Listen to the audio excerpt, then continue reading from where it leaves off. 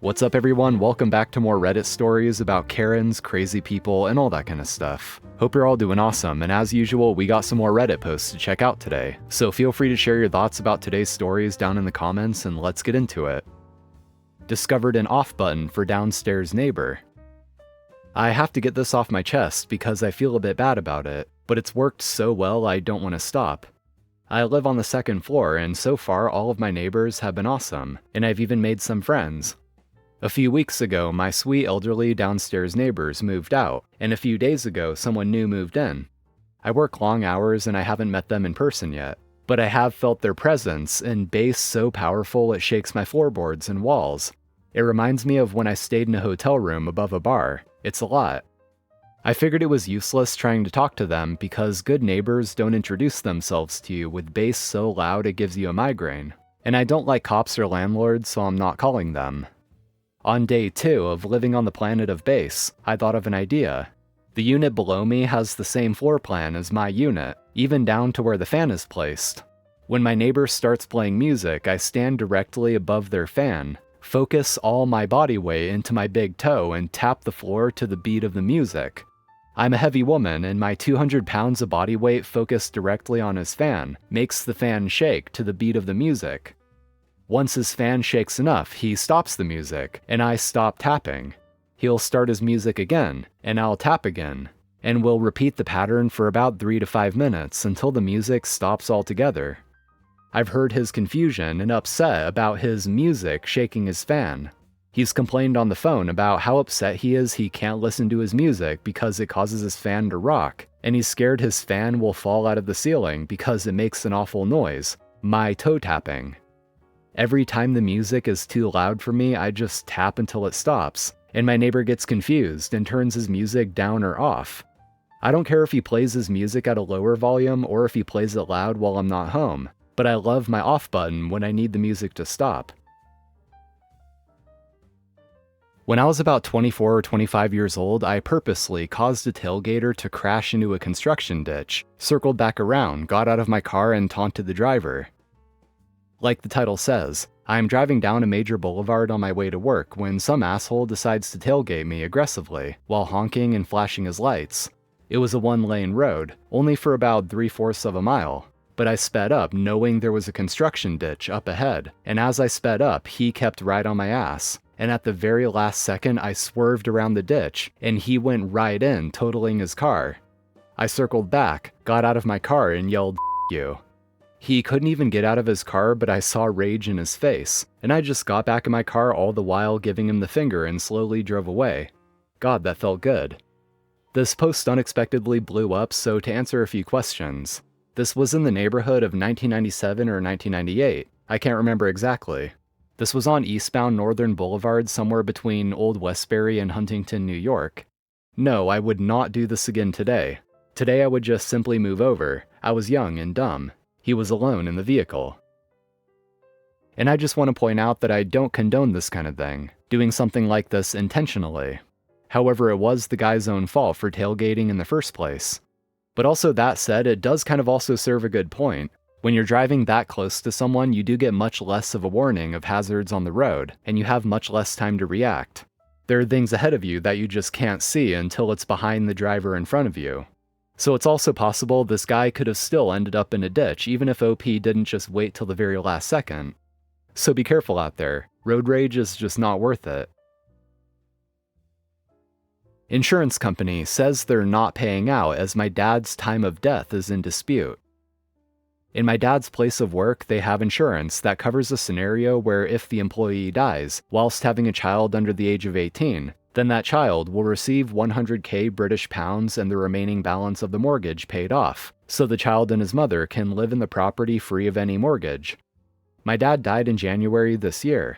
The time of death was documented to be at 10:58 p.m. I would have been turning 18 just an hour and 2 minutes later. So when my dad officially passed, I was under 18 and was eligible for the financial assistance package above. Or so I thought. After putting in the claim via his employer, my mother was told to get a death certificate, my birth certificate, and a final balance on the mortgage from Lloyd's, and send it directly to the insurance.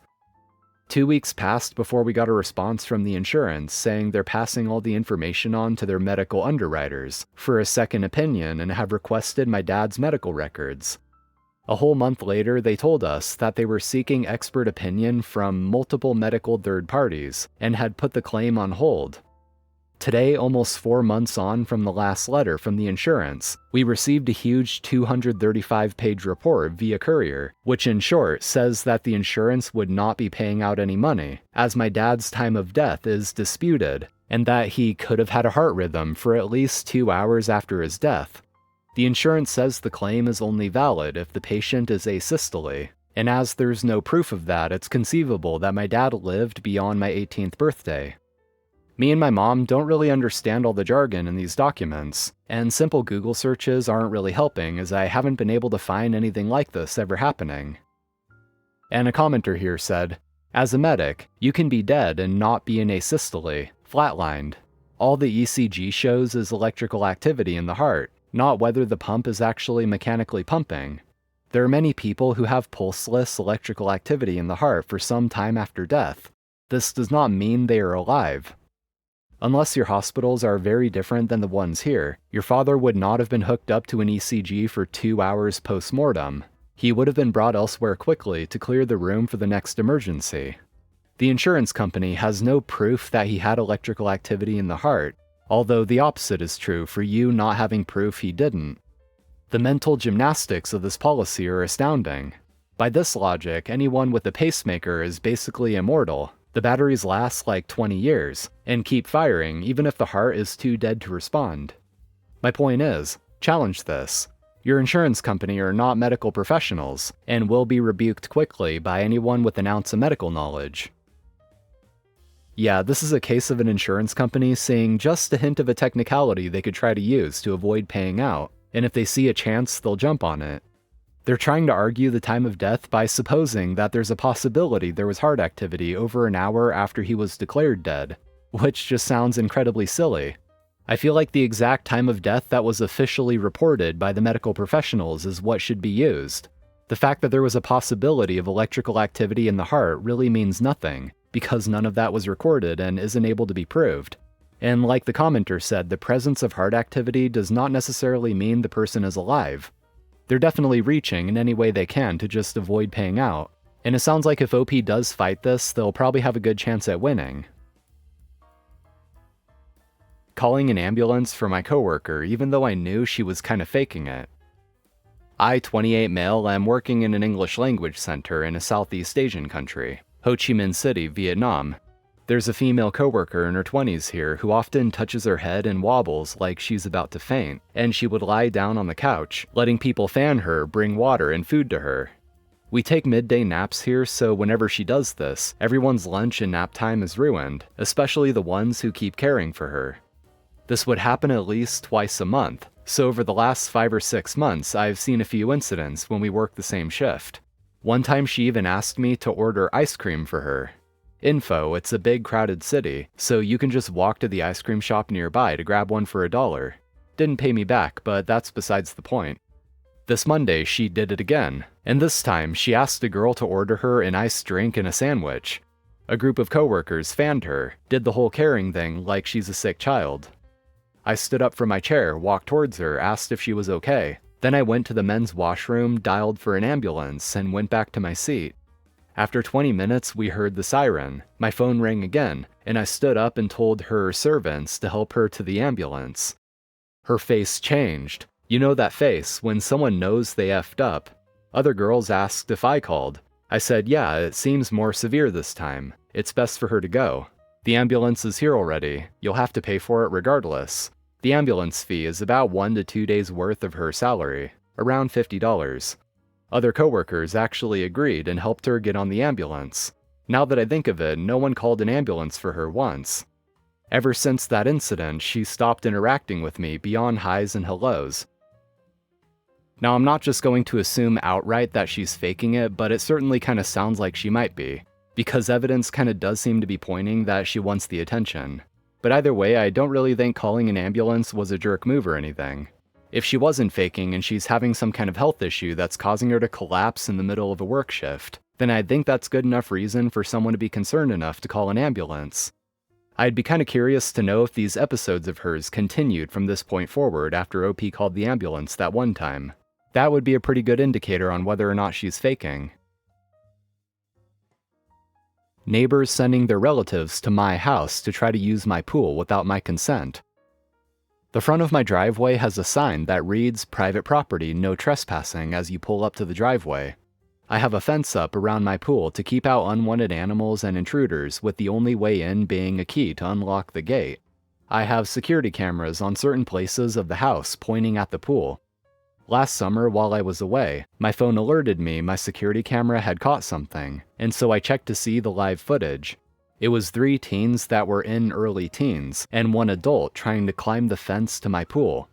I have a tarp over my pool at all times, which can only be removed from a switch in my house. You'd think they'd see the tarp and leave. I immediately called the police, and they told me they'd take care of it. The 4 didn't even attempt to leave. They kept trying to climb the fence. I watched as the 4 were arrested. The day I get home, my neighbor, who must have been watching for my car, storms over and starts screaming at me. "My sister and her kids are going to have a criminal record now because of you." I said, "So that's who my cameras detected. You should know my sign in front of my house says private property, no trespassing." She says she'll see me in court when their court date comes up. The sister of the neighbor pled in court it was a hot summer day and they wanted to cool down. So her sister insisted that they go use my pool, but to ignore the sign that said private property because her sister and I are good friends. My neighbor and I are not good friends. I explained to the judges I did not give consent for neighbor to use my pool while I was gone. The judges saw all the evidence needed, especially the sign in my driveway saying no trespassing, and found the neighbor and her sister guilty of second-degree trespassing, which in my state carries the punishment of a $200 fine and 20 days in jail. The judge found the 2 nephews and niece guilty as well. My lawyers requested a restraining order, which was granted as well. The teen's lawyer tried to explain the teens didn't know about the sign in my driveway, but the judge dismissed that because they willingly listened to their mother and aunt that it was okay to trespass. Anyway, friends, that's going to be all for today. Thank you for watching. As always, I do appreciate it. If you enjoyed, make sure to hit that like button, subscribe if you haven't already for more Reddit content like this, and drop a comment down below. So take care, stay tuned for more, and I'll see you next time.